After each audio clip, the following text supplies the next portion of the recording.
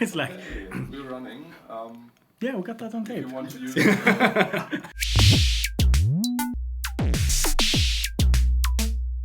Welcome to Bo Beats. My name is Bo, and today we're here with Brian from Arturia. Hey Bo. Product specialist, knows everything about the MicroFreak.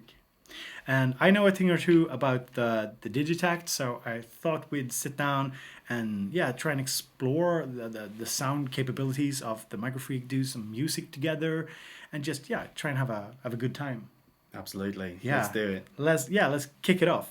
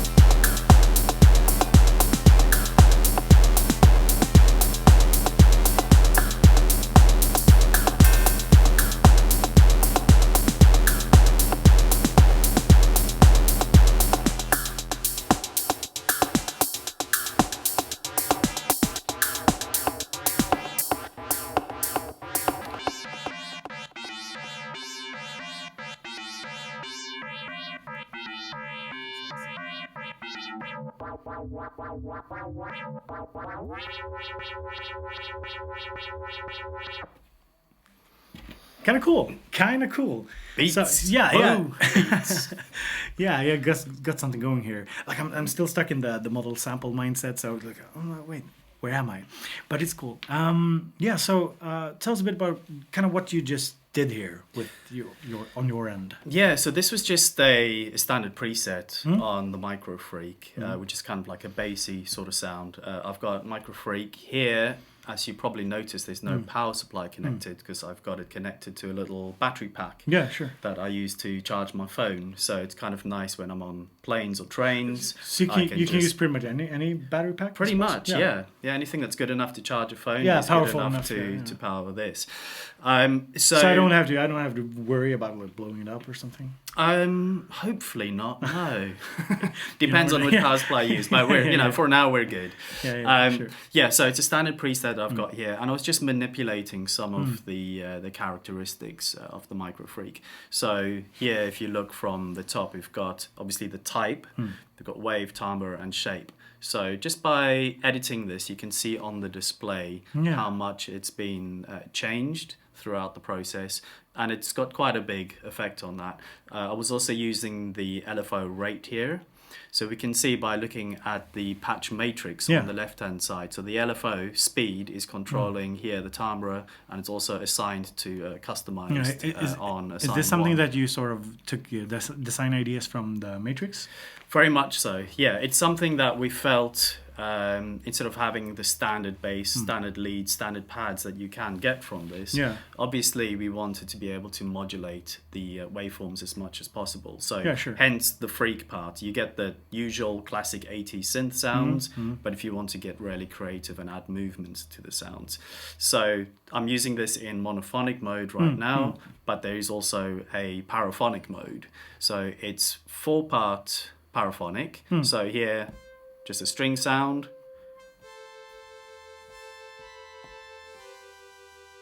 Which is really nice. You can do sweet things with that. And then obviously what we had, because we've got them synchronized over MIDI, was I had a sequence going on that as well. So for example, on this string sound I've got, just put the sequence on and we push play, and then you've got that.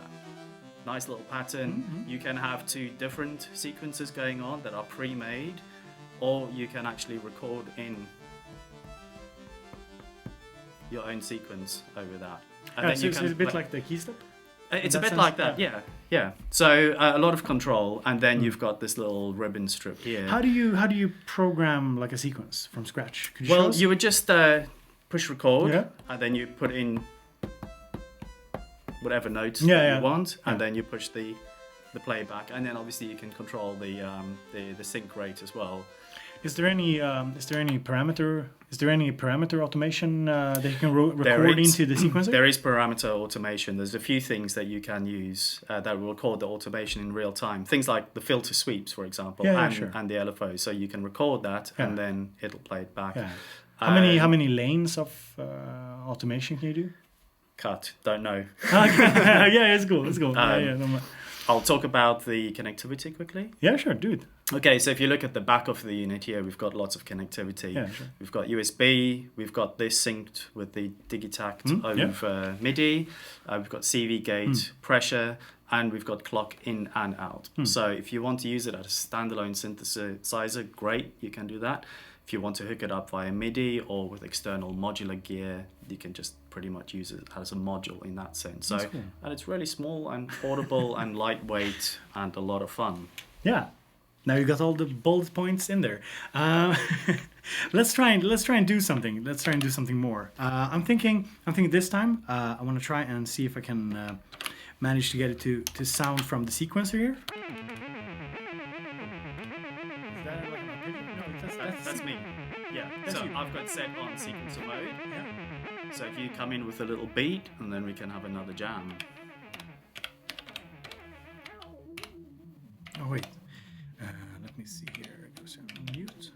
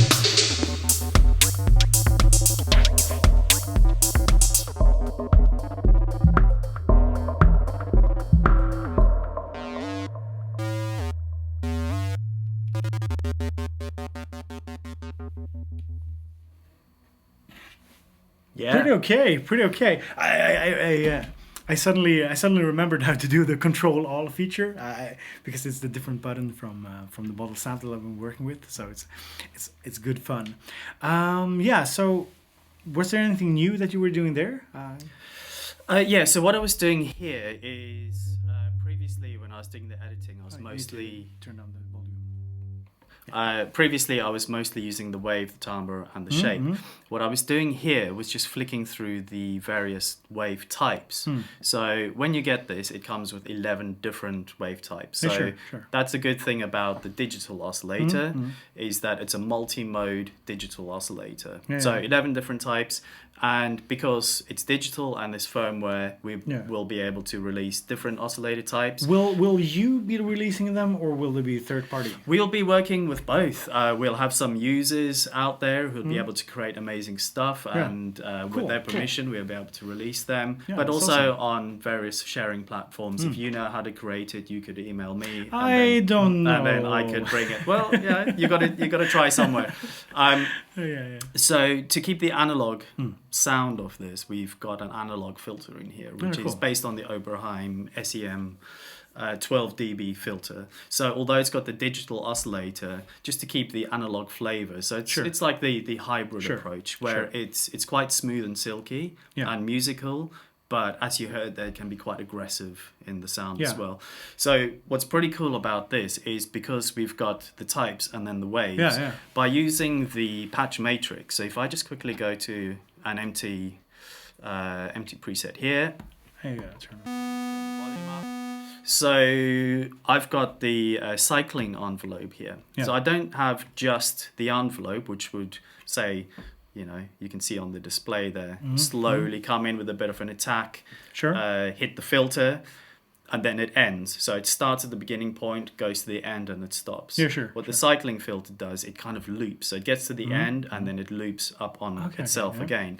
So what I could, for example, to show you how easy it is to use the patch matrix, I could have the cycling envelope control the wave type. So click to assign and then turn the amount. So instead of me going through the different waves, flicking like that, I can just have that the different automated. waves in the wave table. Exactly, yeah. So if I go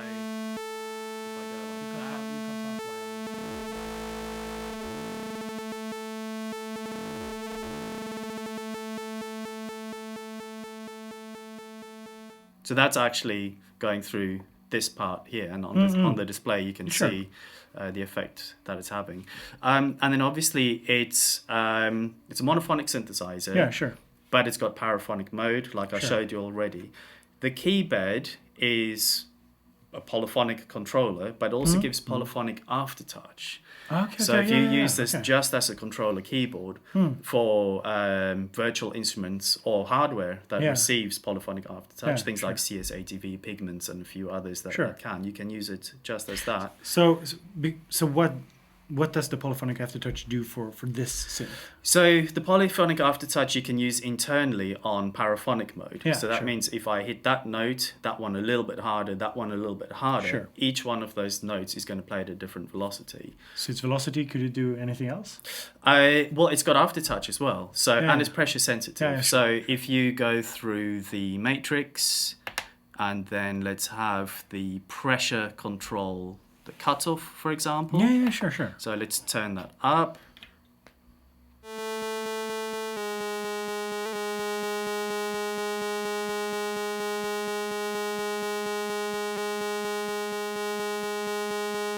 Bad example. Edit, we'll do that again. So let's get that patch. We have pressure controlling cutoff. Maybe I didn't turn. There. Okay, so what I've done here is I've assigned the pressure to control the cutoff. So if I hold the note, so I can control that by just using my finger instead of having the LFO assigned to controlling the cutoff. And it's very sensitive because it's a PCB keyboard. People look at this and go, but I'm used to pushing a piano key, a controller keyboard. That's got a mechanical action, obviously. You push the key, the note goes down, and when it takes. With this, as soon as you touch it, it's going to respond. So for me, it took me about 2 minutes to get used to playing this. But you can do some very cool things with this. So if you want to sound like Van Halen on a controller keyboard, you just touch it. And you got the glide here as well if you want to do the whole thing. So of course we've heard some of the harsher sounds. Do you have any patch just kind of to make something a little bit more mellow? Sure. We've got something I discovered called Ether.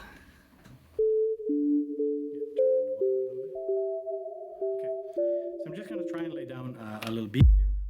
We can play with that in a second. So let me just find some.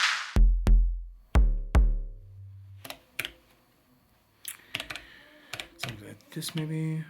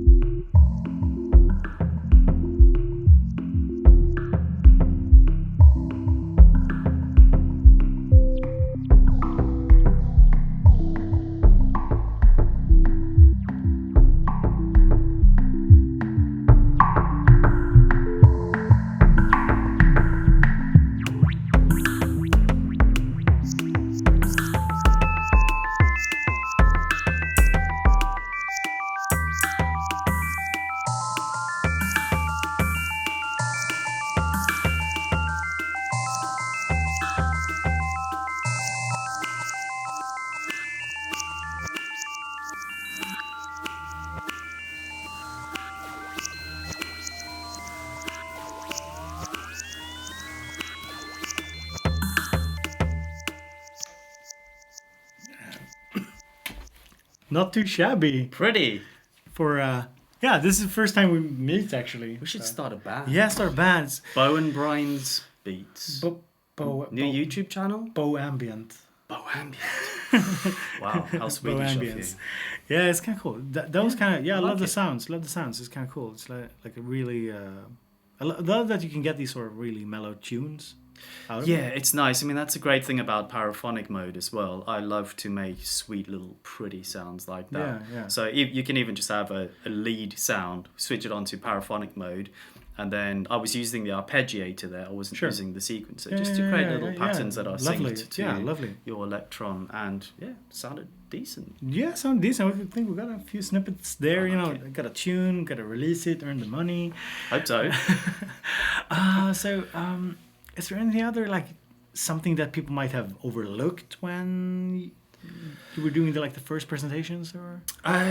So one thing I didn't really talk about yet is the spice and the dice functionality. Spice and dice. So Okay. you use that, it's just to, as the name implies, it adds a little bit of flavor. So if you've got a sequence going, Sure. it affects the gate and the randomness. So especially if you're performing live, instead of having the same sequence going all the time, you can affect the gate by having each note shorter. And then the dicing as well, which throws in a little bit of randomness. So it's a bit like a touch strip that you would find on the Drum Brute or Drum Brute Impact. Yeah. Could we do like the beat I had here, and you maybe take another like Let's bass do sound or that. something, Let's and you can get show you a, the slice and the dice. And I'm just gonna check the watch as well. So we know we got some time still. 9, 10, 3, 2, 3, 3, 10, 9, 8, 9, 10, 7, 9, 3,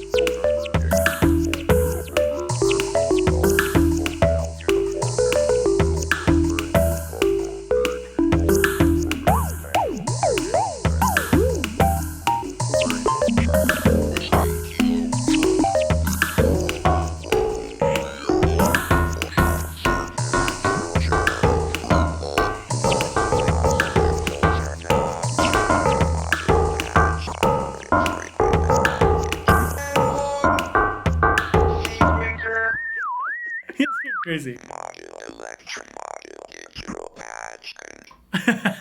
There you go. Yeah, there we It's go. got voices. Can you hear the voices? Yeah, or I is can it hear just all- me? Okay. Yeah, I can hear the voices. Great. Yeah, It's not the voices Yeah, in my yeah, head. yeah, exactly. Okay.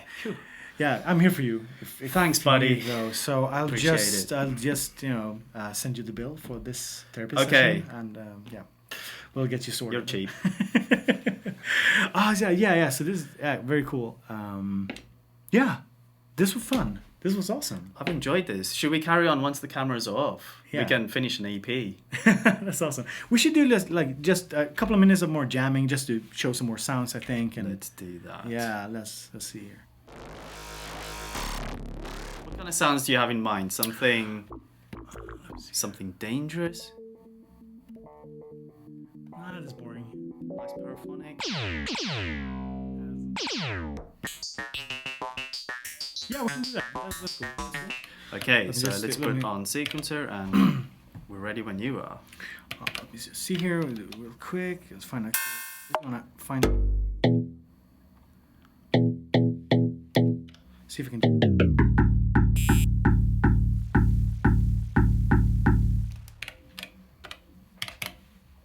Wait. What I'm doing wrong? Yeah, I muted it.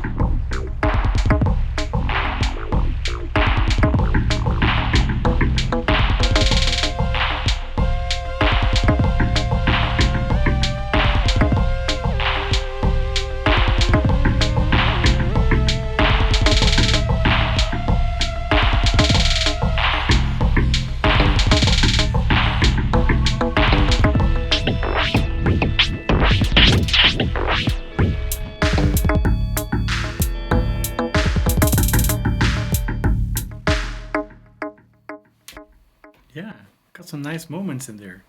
That's super. Thank you for indulging me in this little exploration. Thank you, Bo, for being Yeah. letting me be in the presence of greatness.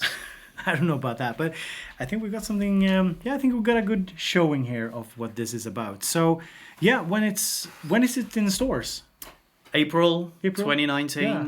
It's going to be $299, €299. Super. You're getting a lot of synth for that money. For sure. Lots of control. It's just fun to use. It's great for someone's first synthesizer, but Yeah. it's also good if it's like your 15th or 16th. Yeah, for me synthesizer. personally, it's going to be a lot of fun because I kind of started my channel going into a lot of the analog stuff, and now I've done like the FM stuff and FM tutorial and that sort of thing, and I'm just looking forward to exploring more of a digital synth again with the analog parts, but still like exploring the wavetables and that sort of stuff. So yeah. I think it's going to be good. So thank you so much for watching. Thank you, Brian, for Thanks again, Bo. being a part of this, an indulging honor. me and making some music and just having some fun.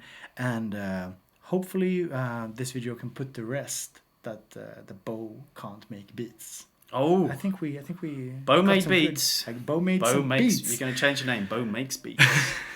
Probably. So thank you so much. Have a great day. And be sure to check out the other coverage here from Synth Reactor at Tommen 2019. So thank you so much. Have a great day. Ta-da!